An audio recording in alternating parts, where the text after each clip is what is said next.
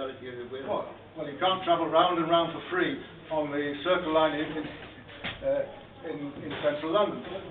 The point I'm trying to make is, when things are free, and when people know that there are always going to be things there, then they just take what they need. I would suggest that when bread, food, clothes and things are freely available, people will not take more than they want. They will only take what they need, because anyway, what would be the point? You go into a supermarket and you take all the baked bean tins off the shelf. Where are you going to put them? In your house. What's the point of storing them in your house when you can leave them there and just go and get them? So this, that objection to socialism isn't socialism or resource-based economy isn't a very intelligent objection.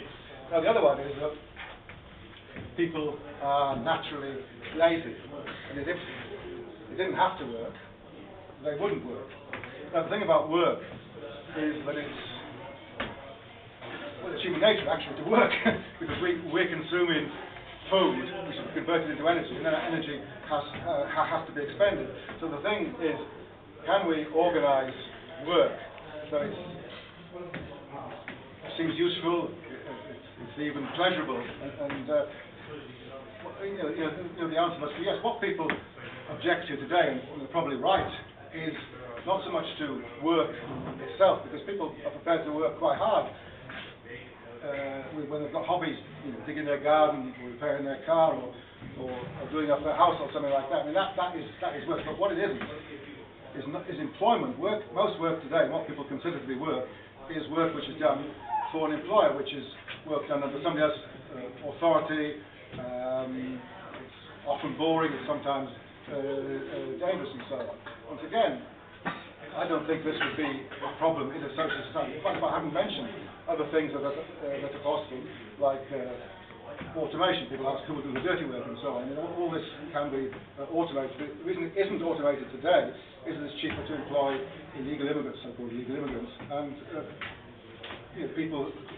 In fact, you can see. I don't know how many people here have got a car, but about 10 years ago, there used to be lots of automatic things for cleaning your car. I mean, these are hardly used now because they've got all these Albanian and other refugees who are cheaper.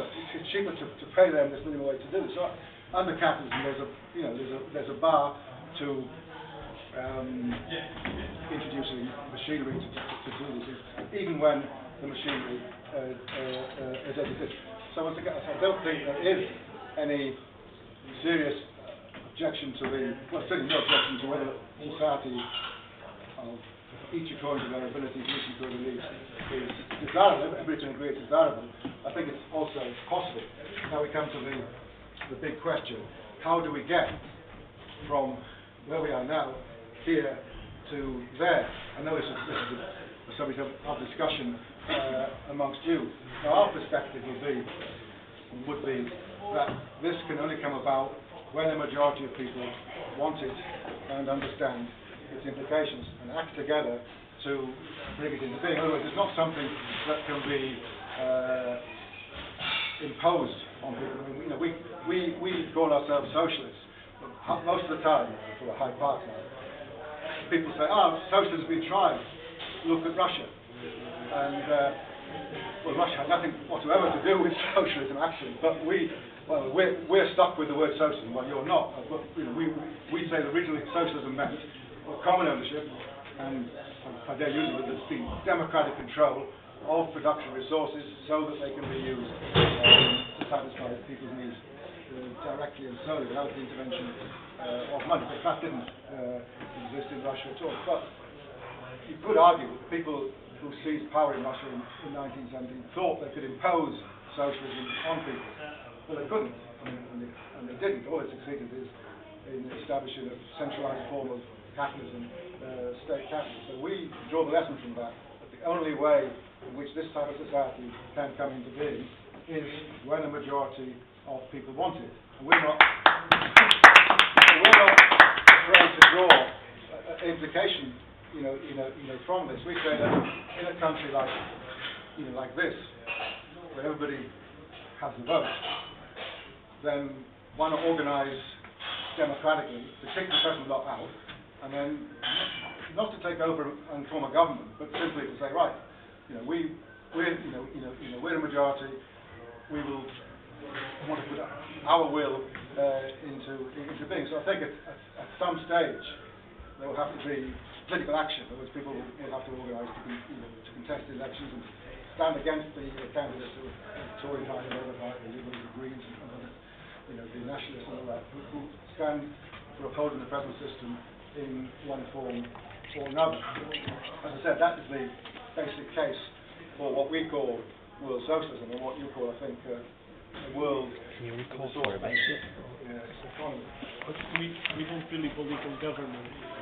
No. I mean, I'm not saying, when I say political action, I mean, why would you want to contest elections? The answer we would say is it's because it's there, and it's the easiest way to get a majority that's willing to operate. I mean, you could have the situation which happened it's happening now recently in Egypt and Tunisia, where the majority of people want something, and they haven't got it, obviously, so they get it by street demonstrations and so on. I'm not necessarily ruling that sort of thing out, but I'm saying if you've got an effective election system, you might as well use that. But I emphasize again, not to form a government, but simply to use, if you like, political power to, well, as I said earlier, you've got this minority of people who own and control resources. They own and control resources largely, there's two reasons. One is because people are prepared to put up with it, but the other is because they control the lawmaking body, and they say, you're entitled to own this, you've got this legal document that says you own this land, you own this house, you own this part of the factory, and so on. And this will be backed up by the courts.